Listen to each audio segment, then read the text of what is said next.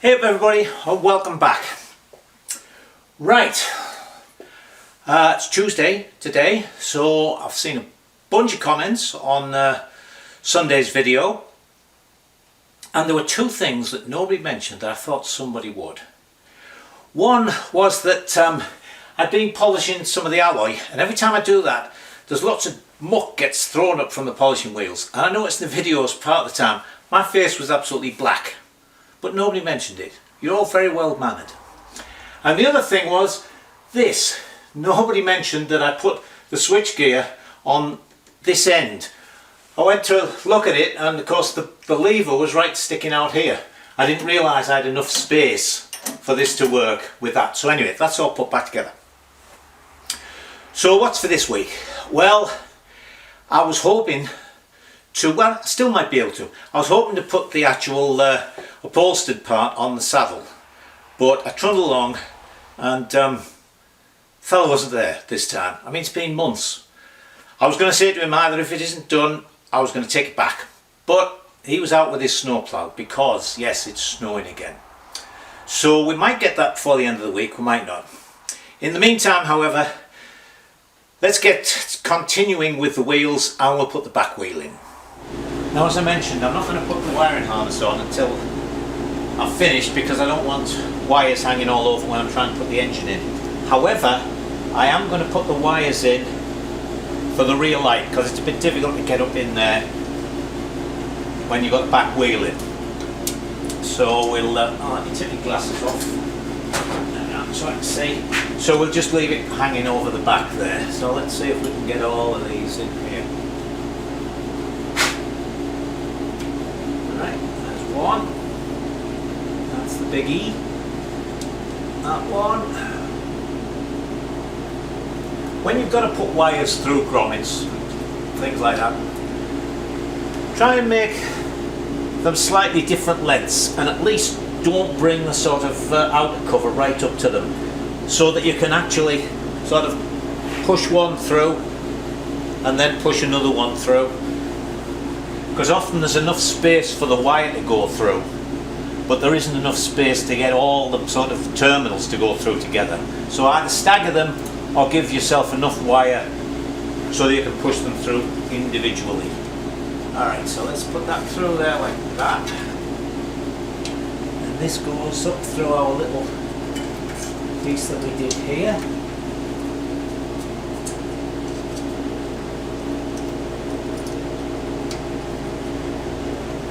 That. Let me go around the other side. I'm working against myself here.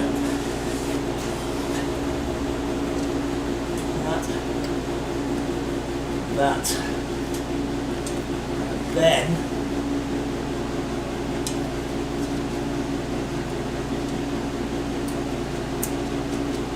that.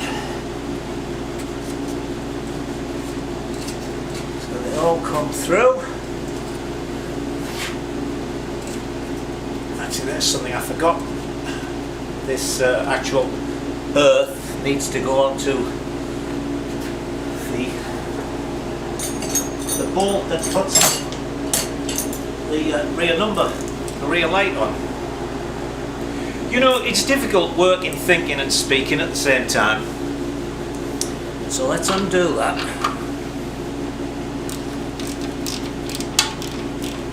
In fact, there's one comment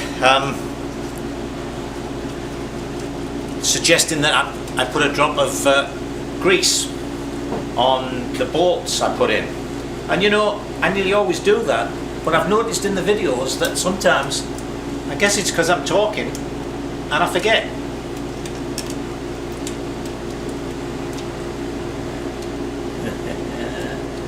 Go on, you little brute, go in. This might be one of those cases where I wish I'd thought of this before. I have to slacken all of them. Yeah. Let's slacken them all off. So we got a little bit of wiggle room. There we go.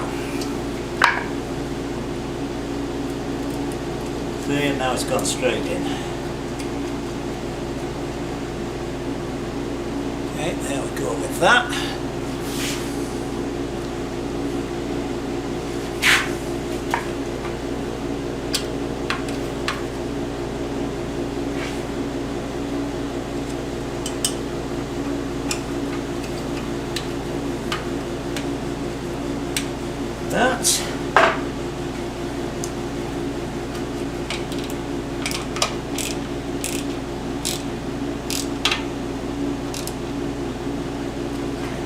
Now then, let's see. That one is marked light, and that's... Oh, actually, I was clever enough to put male and female differently. Instead of putting 2 males on the lamp wires and 2 females on the other, I put one of each on, so I could connect it up incorrectly. Alright, so that goes in there. Goes in there.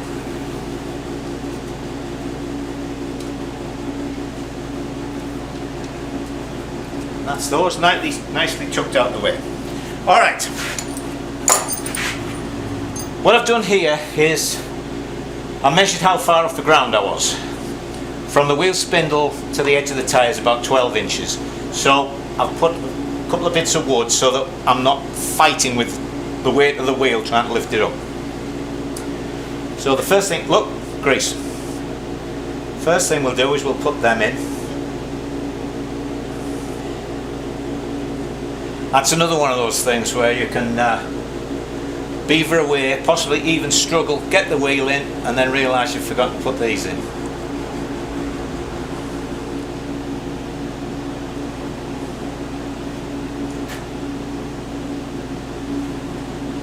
Let's see if I'm ambidextrous. Let's see if I can screw 2 at a time.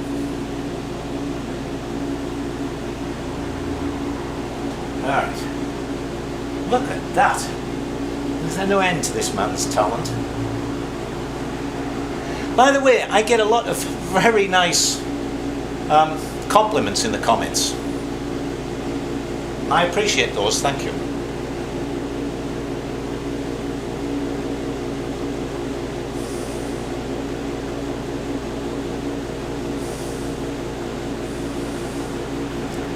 Oh dear, this is one of those things that's going to be a bit boring on film. Well, they're going in quite quickly. Funny enough, my right hand is screwing it in faster than my left hand is. Now, isn't that interesting?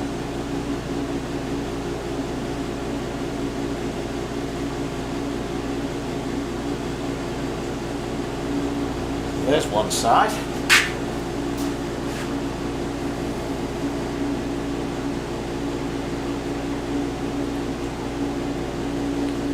Oh, it's a lot faster.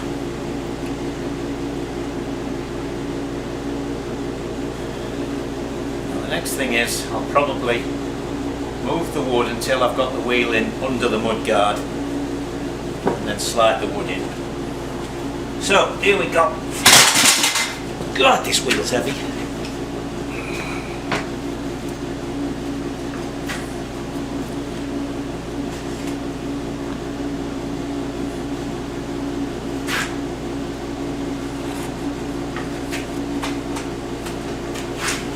Knocked a chair over, that's what that might do. Alright. There we go.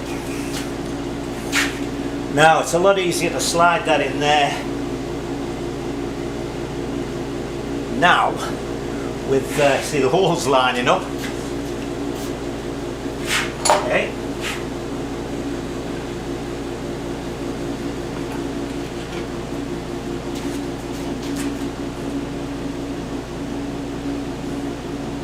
There we go. No, the wheel spindle isn't too long. Hang on. Where are they? What have we done with them? Oh, there we go.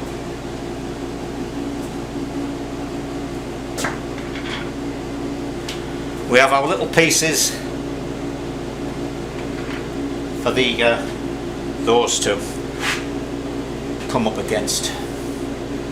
Now then, did I get some big block washers?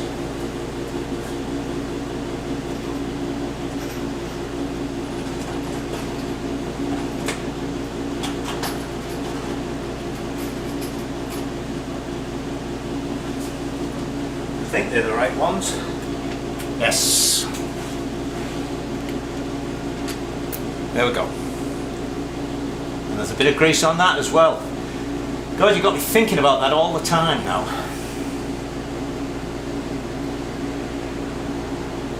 Okay, there's that. Just make sure I got a bit of grease on.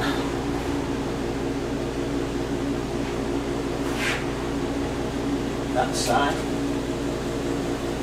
Well, one other thing about the comments, I'm getting a lot more now, so you'll have to bear with me while I answer them. I will answer them all, but there was a time, you know, when I had half a dozen comments, so I could just do them straight away. But now I can't. Okay, so that's in. I'll tighten that up in a minute. So the next thing we need is to put this in, and then that there. So let me just turn you off while I get those bits organised. Next thing we'll put on is the torque arm. So got that goes in through there, which has a couple of flats on it. So that fits in and it locks it. So that goes on there, and it's actually shouldered. And the shoulder is slightly longer than the thickness of this, so when you tighten it up, it's got some movement.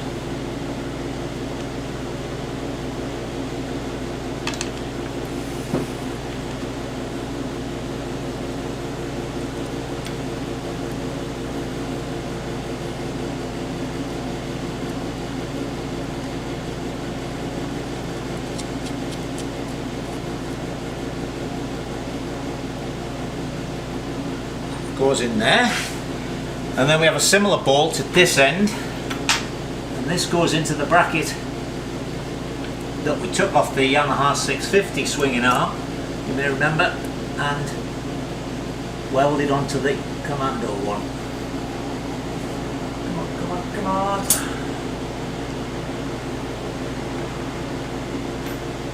There we go, and that one comes in from the back.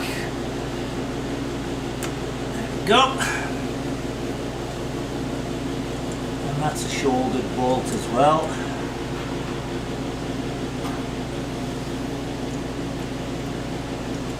And I think they both are drilled, certainly this one is, for a clevis pin, or split pin I should say, not a clevis pin.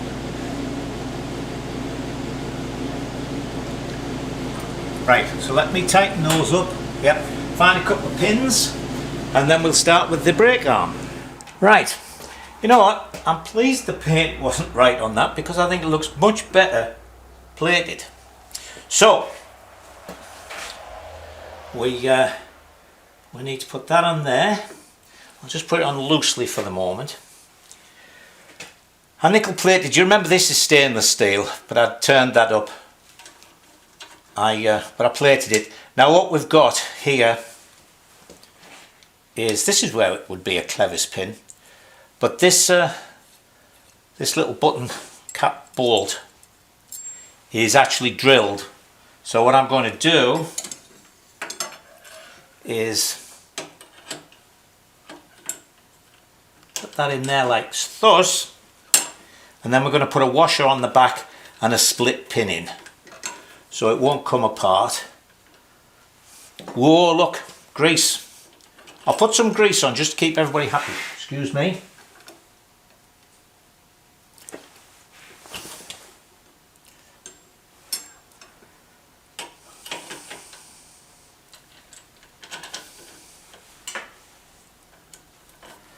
So that's going to go in there.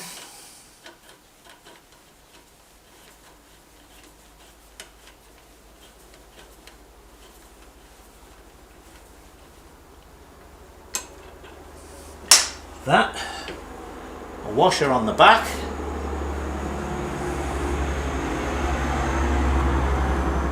and a split pin in it.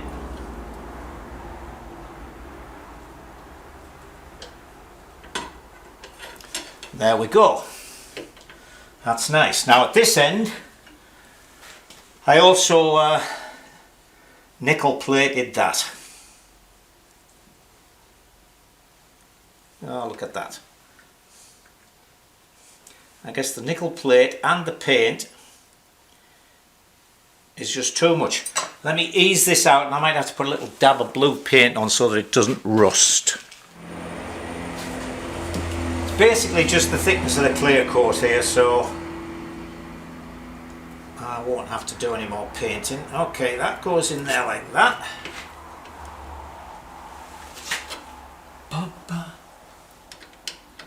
And that goes on there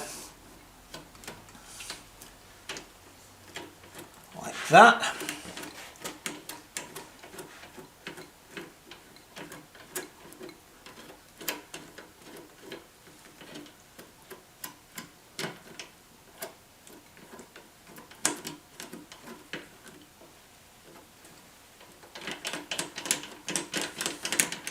Like it wasn't threading through there.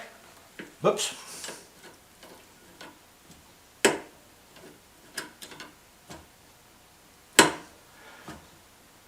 And those nice new springs and shoes and everything, I mean, that bounces back. So there we go. I might adjust that a little bit more. We will see. Okay, what else? These bolts, did I mention this? They seem to be like a metric size hole because the split pins I've got, one size is too small, one size is too big, so I'll check about getting some metric ones. Alright, let's step back and see how that looks. Gets better and better.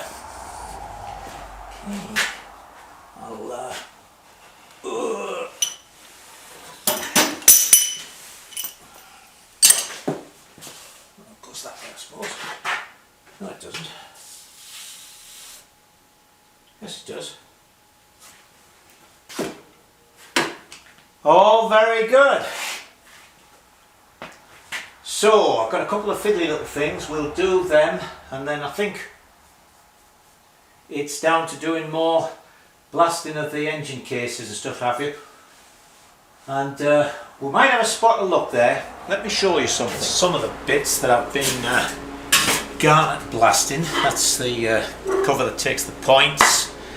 This one, actually, this bit here is rubber or something, because there was a big piece of it in here as well. It was recessed, so I milled the lip off and I've just slowly blended it into polish. And same with this, so I'll be taking that out and maybe just leaving it the way it is. But anyway, that's ongoing. This is really the only major thing I have to do now, because the top half of this case is in the cabinet, virtually all blasted. So I've got to obviously take the gears internals out and these bits and pieces and make sure there's no bearings or anything in, and then we'll use the garnet to get this black off, and then I'll do the whole lot in glass bead, and then we'll put it in a big tub of hot soapy water and we'll wash it, and we'll blow it and we'll wash it, and we'll make sure there's no glass beads or anything left in it.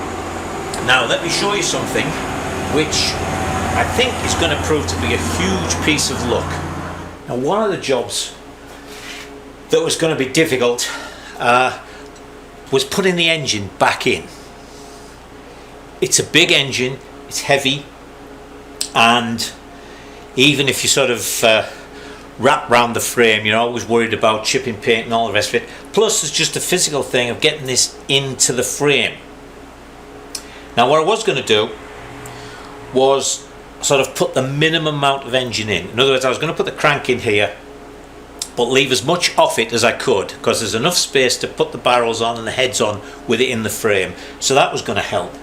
And then I got looking at it and I realised that this would probably go in, just this bottom case completely empty would go in on its own, and then I could build the whole engine up from the top. The only thing was, some of the bolts, for instance the ones that do the main bearing shells here, and some of the ones that the top case bolts on both from the top and from underneath. So I just marked this out, and this is sort of the edge of the frame, This is the edge of the frame here, and that bit and that bit are where the frame tubes are, and the other markings are the mounts on the frame for the engine case. So when I line those up with the actual mountings, you can't see them because they're down below here, but when I line that up, you'll see that these bolts are outside the frame, so these are inside the frame. There's only a couple of bolts at the front here that might possibly be obscured by the two frame tubes, and I think what I'll be able to do with them is put the bolts in from the bottom, put a bit of tape on to hold them there, put it in, and then I'll be able to get at them to do the final tightening. So as I say, I'll find out when I've got this all blasted and cleaned and everything. We'll put it in the frame to check, but I think, as I say, I can just put in the bottom case, put the gearbox internals in, drop the crank in, put the top case on, and build it all up in the frame, which will make the job so much easier and save this little old man from straining himself. Alright, let's go back over the frame because I have a couple of little jobs we can finish off. Now I've got the silencer brackets to put on both sides, but also on this side, there's the silencer bracket. It's got the bracket for the brake light switch. So they're going to go on like so.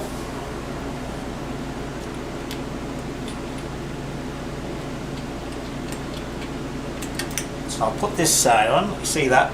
The other side I'll just put on without you having to watch that.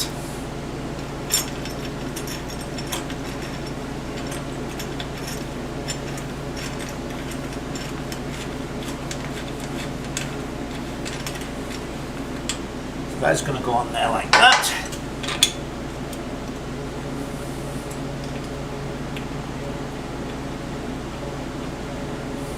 Now I'm not going to tighten these up because I might have to joggle the plates. Oh, come on. I might have to joggle these plates slightly when I put the silencers on. Same as the various bolts and things to put the wheel in, because when we have the chain on, we might need to adjust the wheel to get the chain tension right. But they're going to go on like that, and then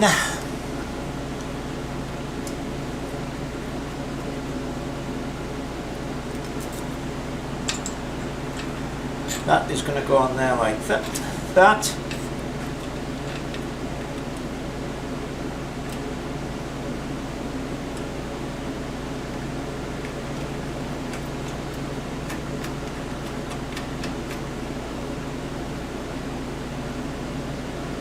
And then I'll have to slacken that off and put that on that bolt there.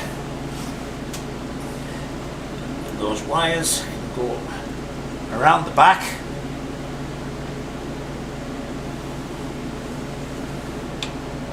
So do that like that, so it's out of the way of the swinging arm when it comes up and down.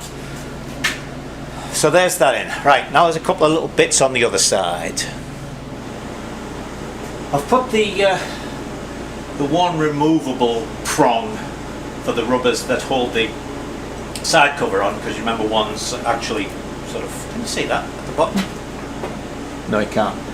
One's welded on, that one actually was bolted on.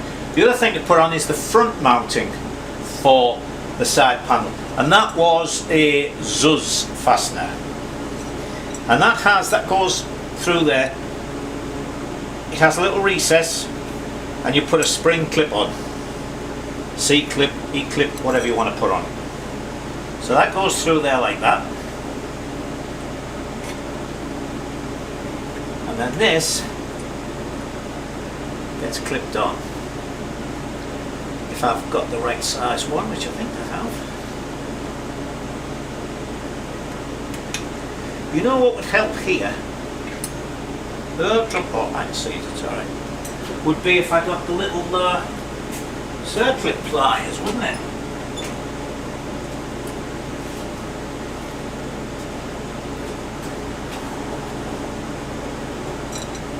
Let's see if we can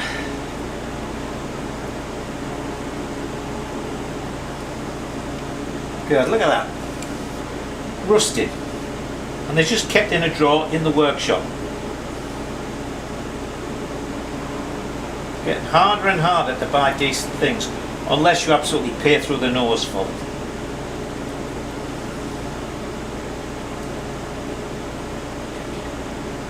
There we go. Goes in there. Goes in there, all the way down to the bottom. Goes in its little groove. And there we are. There's our Zuz fastener. So that's on. So I'll put some rubbers into the side panels and we're ready to go. So that's basically all we can put on there for now. I've just been down to see if the saddle upholstery's done, and it isn't. But he started on it, which is something, I suppose. So I'll tell you what I'm going to do. Since it's got wheels on it, I think we'll run it down off this, put the tank and the seat on, see what it looks like on the ground. So there's how she looks at the moment. Just draped a sheet over the back to take away some of the distraction. The tank line will be a little bit higher because it isn't on its rubber mountings, and of course it'll look a lot different when the actual seat pad is on, but I think it's looking quite pretty. Alright, that's enough for this week. I'll get on and do some more blasting, and then we can see about starting to put the engine in, I think. So until then, you know what to do. Go and enjoy yourselves.